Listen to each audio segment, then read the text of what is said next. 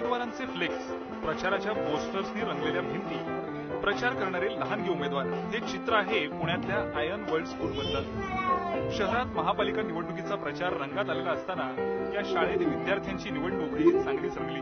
या निवडणुकीत उभ्या असलेल्या चिमुकल्या उमेदवारांनीही मतदारांना भरघोस आश्वासनं दिली। मी निवडून आलो तर सगळ्यांचा मुलांचा अभ्यास घेणार, ग्राउंड मध्ये झाडं लावणार आणि सगळ्यांसोबत खेळणार। लय आमिषाला बळी पडू नका, योग्य व्यक्तीला निवडून द्या आणि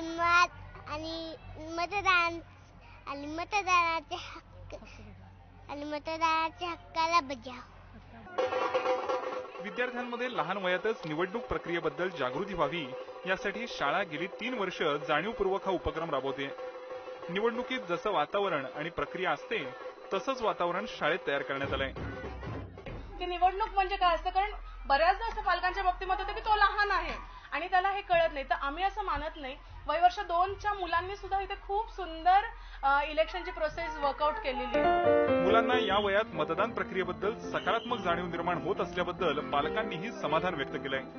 मुलांना ऍक्च्युअली वोटिंग म्हणजे काय हे कळालं, हे सगळ्यात मोठी गोष्ट आहे। ह्यात काय समोरचे ते हारले जिंकले वगैरे त्याचं काही हे नाहीये, पण मुलांमध्ये त्यांना समोर त्याला ओळखणं, त्याला मत देणं वगैरे ही प्रोसेस त्यांना कळाली आत्ताच एवढ्या लहान वयात।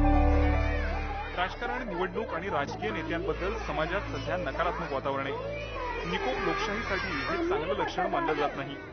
असं असताना लहान वयातच तर निवडणूक प्रक्रियेबद्दल मुलांमध्ये सकारात्मक जाणीव निर्माण होत असेल तर अशा उपक्रमांचं सर्वांनी स्वागतच केलं पाहिजे। निखिल करंदीकर, IVN लोकमत, पुणे।